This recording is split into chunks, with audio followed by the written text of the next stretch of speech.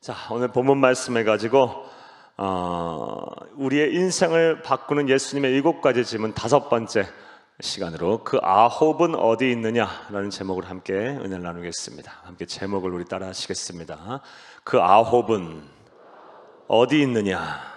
우리 한 번 더 따라 하시겠습니다. 그 아홉은 어디 있느냐. 네, 고맙습니다. 우리 성도님들이 종종 보게 되면 하나님께서 많은 복을 주셨는데 그 주신 복에 대한 은혜를 잊고 망각하여 사시는 분들이 계십니다. 그러다 보니까 정말 하나님께서 주시고자 하는 복은 받지 못하고 부스러기 복, 이렇게 표현해도 될지 모르겠지만 부스러기 복을 받고 그것이 전부인 줄 알고 사시는 분들이 계십니다. 하나님 앞에 감사를 잊지 않고 하나님께 감사하는 삶을 살면 정말 하나님께서 준비하고 예비하신 진짜 복이 기다리고 있는데 그 복을, 하나님께서 예비하신 복을 받아 누리지 못하고 그냥 하나님께서 예비하신 그 복은 모른 채 늘 제자리의 삶을 이렇게 사시는 분들이 많이 계십니다. 여러분들은 어떠십니까? 사랑하는 여러분, 우리가 하나님 앞에 복을 받았으면 하나님이 주신 은혜를 잊지를 말아야 합니다. 은혜를 망각해서는 안 됩니다. 감사하는 삶을 살게 되면 하나님께서 준비하신 더 크고 더 놀라운 복이 우리에게 임할 것입니다. 할렐루야. 그래서 오늘은 우리가 은혜를 잊을 때, 은혜를 망각했을 때 우리가 예수님의 어떠한 음성을 듣고 우리가 행동을 해야 하는지에 대해서 살펴보면서 은혜를 나누겠습니다. 그의 시간 되기를 간절히 주의 이름으로 축복합니다. 사랑하는 여러분, 먼저 오늘 본문의 말씀을, 내용 설명을 좀 드리고 그리고 오늘 본문 통해서 얻을 수 있는 영적인 교훈을 몇 가지 말씀드린 후에 우리가 은혜를 잊었을 때, 망각했을 때 어떠한 예수님의 음성을 듣고 행동해야 되는지에 대한 말씀을 여러분에게 드리겠습니다. 사랑하는 여러분, 오늘 본문 말씀인 누가복음 17장 11절에서 19절 말씀은 예수님께서 북쪽 갈릴리에서 이렇게 사역을 하시다가 이제 예루살렘으로 가시기 위해서 십자가의 고난의 죽음을, 우리의 대속의 죽음을 죽으시기 위해서 이 예루살렘으로 가시기 위한 여정에 일어난 사건입니다. 북쪽 갈릴리에서 맨 남쪽 유다의 이 예루살렘으로 가시려면 중간에 통과해야 할 지역이 있었습니다. 그 지역이 바로 사마리아 지역입니다. 그리고 오늘 본문 말씀은 이 사마리아의 어느 마을에서 있었던 사건입니다. 예수님께서 이 북쪽 갈릴리에서 예루살렘으로 가는 여정, 사마리아의 어느 마을을 지나실 때 10명의 나병 환자가 예수님을 보고 큰 소리로 예수 선생님이여 우리를 불쌍히 여기소서라고 외쳤습니다. 나병, 오늘날 말하면 한센병이죠. 지금이야 의학이 발달하고 치료제가 발견이 돼서 완치가 되는 병입니다. 조기에만 발견하면 완벽하게 치료가 되는 병입니다. 하지만 이 나병, 한센병, 속된 말로는 문둥병이요, 이 병은 인류 역사를 통틀어서 꽤 오랜 시간 동안 불치병으로 여겨왔습니다. 성서시대는 말할 것도 없었고요. 이 불치병에 걸려서 사람들과도 만나지 못하고 격리된 채 살아야 했던 이 외로운 삶, 그리고 소외된 삶, 그리고 아픈 고단한 삶을 살았던 이 10명의 나병 환자들이 예수님을 보고 큰 소리로 예수 선생님이여 우리를 불쌍히 여기소서, 나를 치료해달라는 얘기죠. 이렇게 예수님에게 큰 소리로 외쳤습니다. 그러자 예수님께서 그들을 보셨습니다. 그리고 이르시되 가서 제사장에게 너희의 몸을 보여라 라고 말씀을 하셨습니다. 이 치료하셨다는 얘기죠. 믿음을 보고 바로 치료하시겠다는 말씀입니다. 이 문둥병, 나병, 한센병은 당시의 1급 전염병이었기 때문에 사회 공동체를 보호하시기 위해서 하나님께서 특별하게 이 치료된 상태를 제사장에게 한번 보이라라고 율법을 통해서 말씀을 하셨습니다. 그러니까 그 말씀은 치료가 됐으니 믿음으로 제사장에게 보이라라는 말씀입니다. 이 10명의 나병 환자들은 이 예수님의 말씀을 듣고 믿음이 생겼습니다. 그래서 제사장에게 자신들의 몸을 보이러 갑니다. 그런데 가기도 전에, 미처 이르기도 전에 10명의 나병 환자들이 깨끗하게 질병이 나았습니다. 할렐루야! 우리 성도들 가운데도 이러한 은혜가 있기를 바랍니다. 육신의 질병으로, 또 마음과 생각의 병으로 고통받는 성도들, 또 여러 가정의 문제들, 여러 하나님 앞에 치료를 받고 고침을 받고 회복의 은혜를 누려야 될 성도님들이 오늘 말씀을 듣고 또 예배를 드리고 기도하는 가운데 성령 하나님의 만지심, 성령 하나님의 고치심을 다 경험하기를, 그런 은혜를 받아 누리시기를 간절히 주의 이름으로 축복합니다. 자, 10명의 나병 환자들이 다 고침을 받았어요. 그런데 문제는 이때부터 발생을 합니다. 10명의 나병 환자 가운데 9명, 유대인들이었던 9명은 다 각기 제 길로 가버렸어요. 다만 한 사람, 사마리아인이, 그렇게 유대인들이 천시했던, 함께 하지 않으려 했던 그 유대인 사마리아인 한 사람만이 예수님에게 즉시 돌아와서 감사를 표현하였습니다. 그리고 예수님께서는 돌아오지 아니한, 즉시 와서 감사하지 아니한 9명의 유대인들을 향해 매우 섭섭해 하셨어요. 그러면서 그 9은 어디 있느냐, 그 9은 어디 갔느냐, 그리고 너 혼자 어떻게 이방인이 너 혼자만 이렇게 왔느냐 하면서 즉시 감사하지 아니한 9명의 유대인들에게 매우 섭섭해 하시고, 즉시 돌아와서 감사를 표현한 이 사마리아인을 향해서 하나님이신 예수님께서 복을 막 쏟아 부으셨습니다. 오늘 보면 19절의 말씀에 보면 일어나 가라, 네 믿음이 너를 구원하였다 라고 말씀을 하셨습니다. 그러니까 우리 주님께서는 믿음과 감사의 행위를 동일시하고 계시는 거예요. 이 사마리아인은 감사를 표현한 것뿐인데 우리 주님께서는 그것을 믿음으로 보시고 믿음의 행위로 여기시고, 이 육신의 질병뿐만이 아니라 더 소중하고 더 귀한 영혼의 구원까지, 영혼의 건강함까지 우리 주님께서 선물을 하셨습니다. 이게 오늘 본문의 이제 내용입니다. 자, 이런 내용으로 바탕으로 우리가 오늘 본문 말씀을 통해서 우리가 깨닫고 배워야 할 몇 가지 영적 교훈을 한번 생각을 먼저 해보겠습니다. 사랑하는 여러분, 이렇게 9은 어디 있느냐라고 말씀하시면서 고침받은 10명이 다 회복이 되지 않았느냐?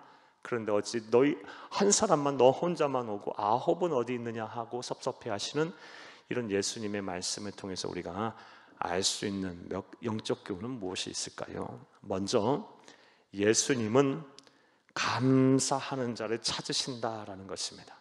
하나님은 우리가 감사할 때 그 감사를 기뻐하시면서 감사를 받기를 원하시고 또 감사하는 자들을 찾으십니다. 그리고 하나님께서 또 예수님께서 감사를 찾으시는 이유는 감사하는 자들에게 복을 주시기 위함입니다. 성경 시편 50편 23절 말씀에 보면 감사로 제사를 드리는 자가 나를 영화롭게 하리니 그 행위를 옳게 하는 자에게 내가 하나님의 구원을 보이리라 라고 말씀을 하셨습니다. 감사로 제사를 드리는 자가 나를 영화롭게 한다. 우리 하나님께서는 감사를 기뻐 받으신다는 얘기예요. 감사를 원하신다라는 것입니다. 그러므로 저와 여러분은 그냥 기회만 되면 우리는 감사해야 할 줄로 믿습니다. 감사합니다. 평생 감사, 범사 감사, 모든 일에 감사하는 우리 귀하고 복된 성도님들 되기를, 그래서 하나님을 기쁘시게 하고 하나님이 약속하신 복을 다 받아 누리시는 여러분들이 되기를 간절히 주의 이름으로 축복합니다. 그렇게 하나님께서 감사하는 자를 찾으시고 또 감사하는 자에게 복을 주신 것을 성경을 보면 우리가 본받고 따라야 될 믿음의 위인들은 다 잘 알았어요. 그래서 믿음의 조상들의 행위를 보게 되면 기회만 되면 감사를 했어요. 창세기 말씀만 보아도 노아가 그랬고요, 아브라함이 그랬고, 이삭이 그랬고, 야곱이 그랬고요, 요셉이 그랬고요. 기회만 되면 감사의 제단을 쌓았다. 제단을 쌓고 하나님 앞에 감사하였다라는 말씀이 다 기록이 되어 있어요. 하나님은 감사하는 자를 찾으신다. 지금도 찾고 계신다라는 것을 우리가 오늘 본문 말씀 예수님의 모습을 통해서 우리가 배워야 할 첫 번째 영적인 교훈입니다. 또 오늘 본문 말씀을 통해서 우리가 알 수 있는 감사, 즉시 와서 감사하지 아니하는 그 9명을 생각하며 우리 주님께서 섭회하시면서 말씀하신 이 모습을 통해서 9은 어디 있느냐 말씀을 통해서 우리가 배울 수 있는 영적 교훈은 하나님께 드릴 감사는 즉시 표현을 해야 한다는 것입니다. 감사는 표현하는 것이되 그것도 어떻게 해야 된다? 즉시 표현해야 한다라는 것입니다. 이러한 은혜와 실천이 있기를 간절히 주의 이름으로 축복합니다. 감사는 표현하는 것입니다. 표현할 때 감사는 완전해지는 것입니다. 그리고 그 표현의 때도 있어요. 항상 이 시가 중요하고 타이밍이 중요해요. 제가 목사로 살면서 목회도 그렇고 우리 성도님들이 하시는 일도 마찬가지지만 하나님이 하시는 일 그리고 하나님이 주시는 복은요 항상 이 타이밍이 중요해요. 시점이 중요해요. 다 늦은 이후에 그 시간이 열차 지나고 버스 지난 이후에도 물론 우리가 감사하면 하나님 그 감사 받으실 거예요. 하지만 정말 하나님이 받으시는 감사의 때는 따로 있는 것 같아요. 우리가 이왕 감사할 것이면 하나님을 감동시키고 하나님을 막 기쁘시게 하고 우리의 감사를 받으시는 주체이신 막 하나님께서 막 기뻐하시고 막 설레며 막 흥분하시는 그 시점에 우리가 감사를 해야 할 것입니다. 할렐루야. 이왕 할 거면 그리해야 돼요. 그리고 그 시점이 바로 즉시라는 거예요. 바로라는 겁니다.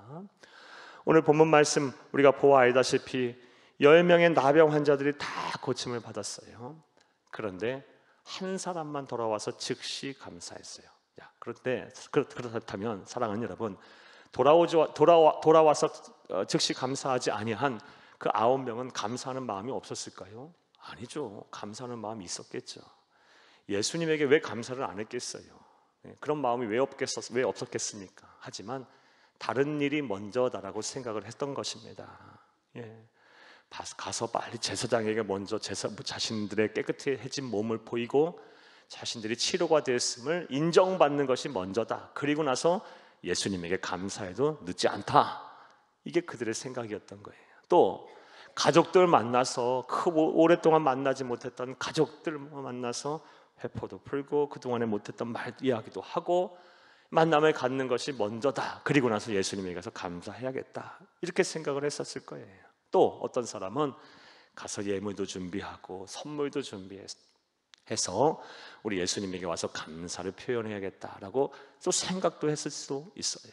그런데 우리 주님께서는 그런 거 말고 먼저 와서 즉시 와서 다른 거 다 만사 제쳐놓고 감사하는 사마리아인을 칭찬하시고 그에게 복을 허락하셨습니다.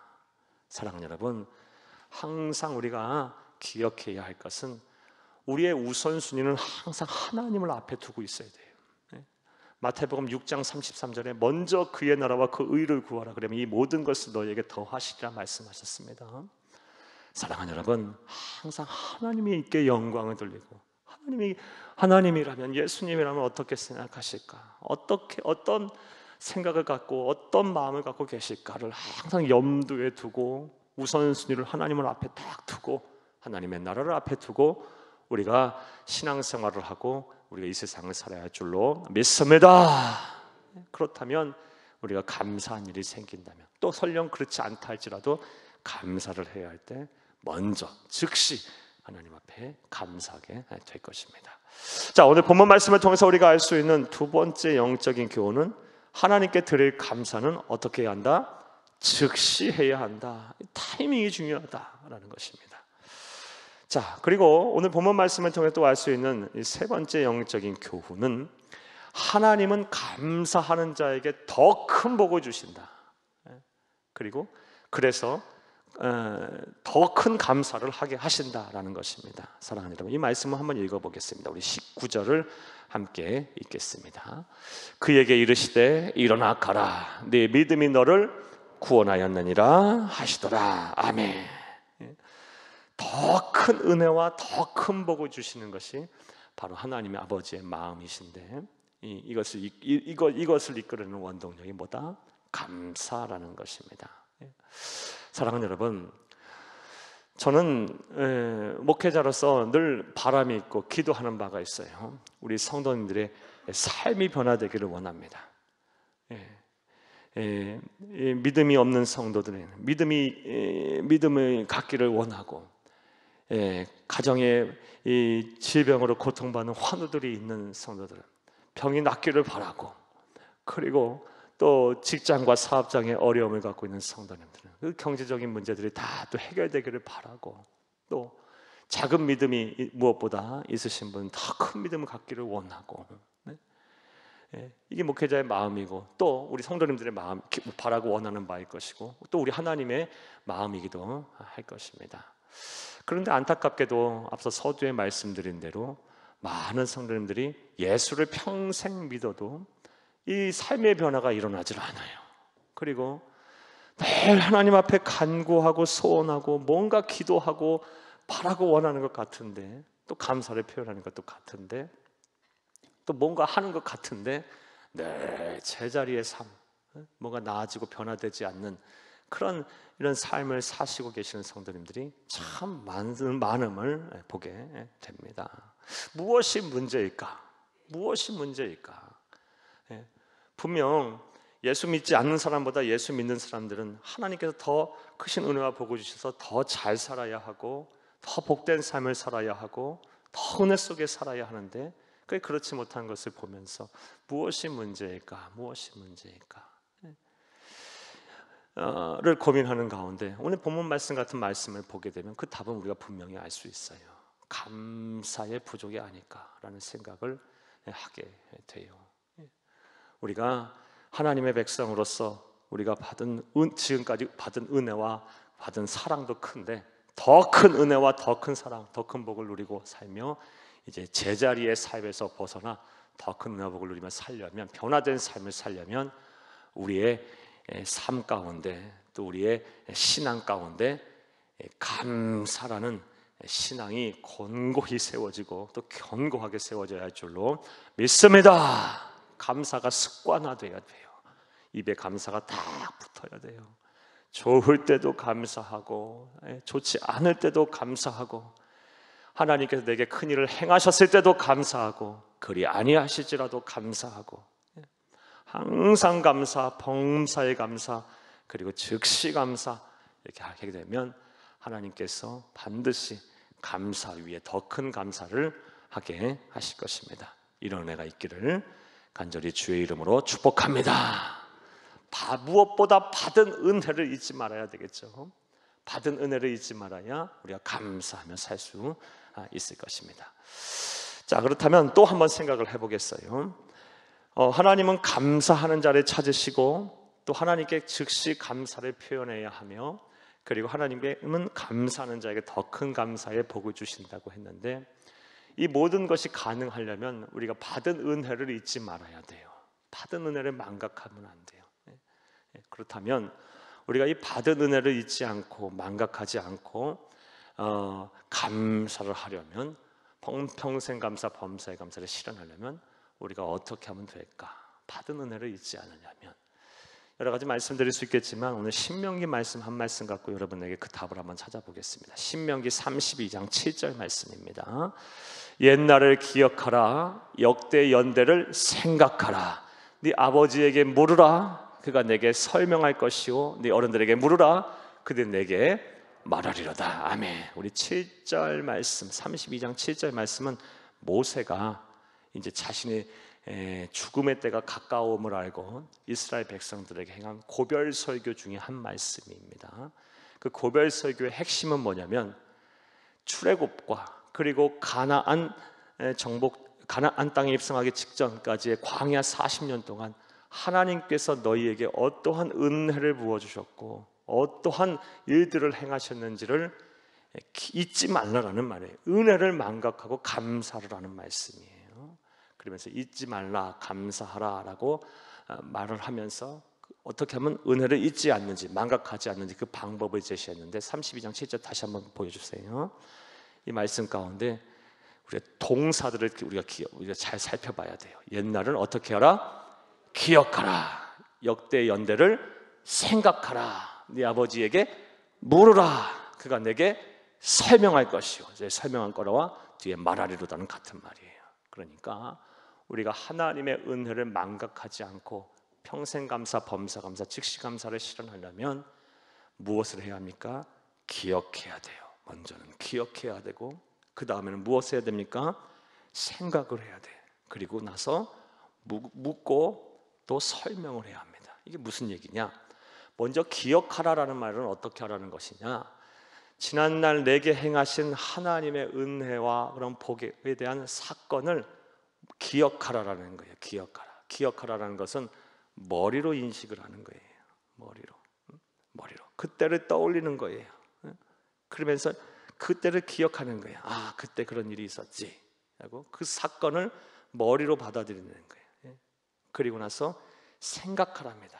생각은 여기에 있던 게 어디로 내려오는 거예요?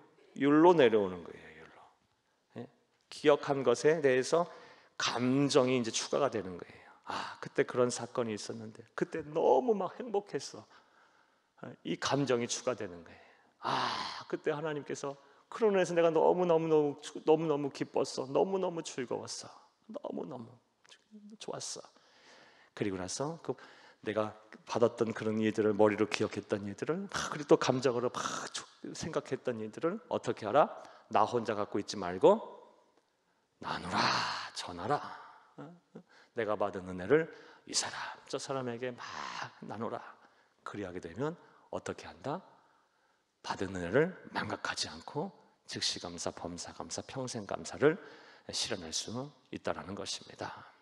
사랑하는 여러분, 우리는 이 은혜를 잊지 말아야 돼요. 은혜를 잊지 않기 위해서 오늘 말씀 들으신 대로 기억하세요. 떠올리세요.